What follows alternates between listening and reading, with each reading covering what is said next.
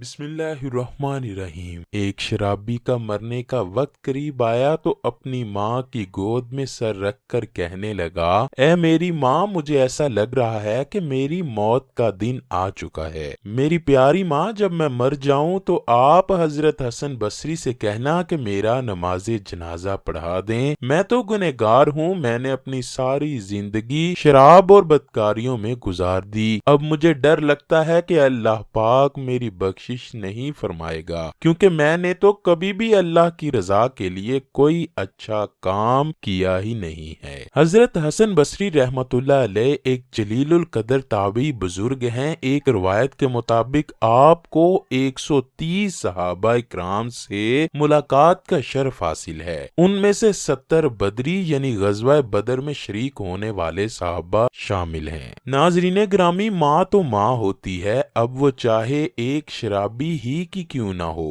بستر مرگ پر پڑے بیٹے کی آخری خواہش سنی تو ماں فوراً حضرت حسن بصری کے پاس گئی اور کہنے لگی، بے شک میرا بیٹا بہت گنہگار ہے، اس نے ساری زندگی شراب پی کر گزار دی ہے، اب اس کو ایسے لگتا ہے کہ اللہ پاک جلد ہی اس کو اس دنیا سے اٹھا لے گا۔ اس کی خواہش ہے کہ اس کا جنازہ حضرت حسن بصری آپ ہی پڑھائیں۔ جب ماں نے اپنی ساری بات کہہ لی تو حضرت حسن بصری نے فرمایا، اے بی بی، میں تیرے بیٹے کا جنازہ نہیں پڑھاؤں گا، کیونکہ وہ تو ایک شرابی ہے، اس نے ساری زندگی کوئی بھی نیک کام نہیں کیا، اس نے تو مسجد میں جا کر کبھی دیکھا ہی نہیں، میں اس کا جنازہ نہیں پڑھاؤں گا۔ جب ماں نے حضرت حسن بصری کی زبان سے یہ الفاظ سنے تو روتے ہوئے اپنے بیٹے کے پاس آئی، اپنے بیٹے کا سر گود میں رکھ کر کہنے لگی، اے میرے بیٹے، اگر تم نے اپنی پوری زندگی میں میری ایک بھی بات مان لی ہوتی تو آج تیرا جنازہ پڑھانے سے حسن انکار نہ کرتے۔ انہوں نے کہا ہے کہ تیرے بیٹے نے ساری زندگی اللہ کی نافرمانی میں گزار دی ہے، اس نے اپنی زندگی میں ایک سجدہ بھی رب کائنات کو نہیں کیا،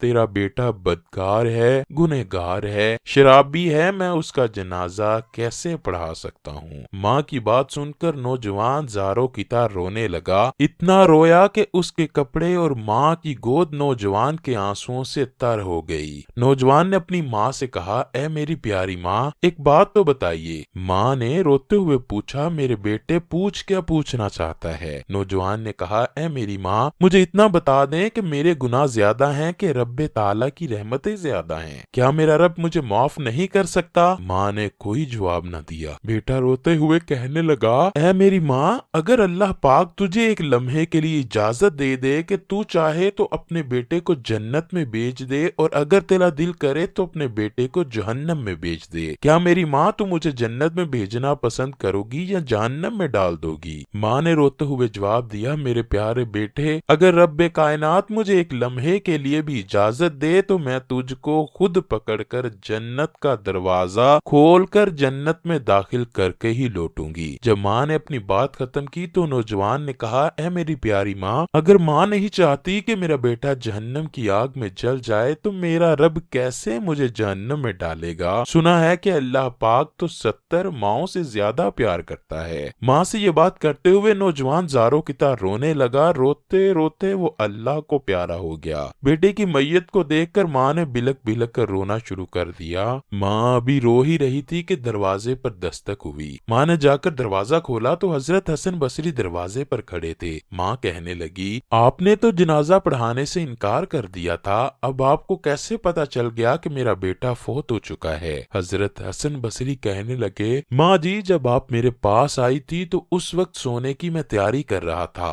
اور جب آپ واپس آ گئی اور میں سو گیا تو میں نے خواب میں کسی کی آواز سنی، وہ کہہ رہا تھا، اے حسن بصری، تو سو رہا ہے اور میرے یار کا جنازہ کون پڑھائے گا؟ اے حسن بصری، تو آرام کر رہا ہے، ادھر میرا پیارا مر چکا ہے، اٹھ جا کر اس کا جنازہ پڑھا کرا۔ پیارے دوستو، دیکھا اللہ پاک کی ذات کتنی رحیم و کریم ہے کہ اللہ تعالیٰ کے ڈر سے ادھر دو آنسو بہے، ادھر اللہ پاک نے اس نوجوان کے سارے گناہوں کو معاف فرما دیا۔ حضرت ابو ہریرہ رضی اللہ تعالیٰ عنہ سے روایت ہے کہ حضور نبی کریم صلی اللہ علیہ وآلہ وسلم نے فرمایا، جب اللہ تعالیٰ نے مخلوق کو پیدا کیا تو اس نے اپنی کتاب میں لکھا، اور وہ اپنی ذات کے متعلق لکھتا ہے جو اس کے پاس عرش پر رکھی ہوئی ہے، کہ میرے غضب پر میری رحمت غالب ہے۔ حضرت ابو ہریرہ رضی اللہ تعالی عنہ روایت بیان کرتے ہیں کہ میں نے سنا کہ نبی کریم حضرت محمد صلی اللہ علیہ وآلہ وسلم نے فرمایا، ایک آدمی نے گناہ کیا۔ راوی نے کبھی یہ الفاظ کہے کہ ایک شخص سے گناہ سرزد ہوا تو وہ عرض گزار ہوا، اے میرے رب میں گناہ کر بیٹھا ہوں۔ کبھی یہ الفاظ کہے کہ مجھ سے گناہ ہو گیا، بس تو مجھے بخش دے۔ چنانچہ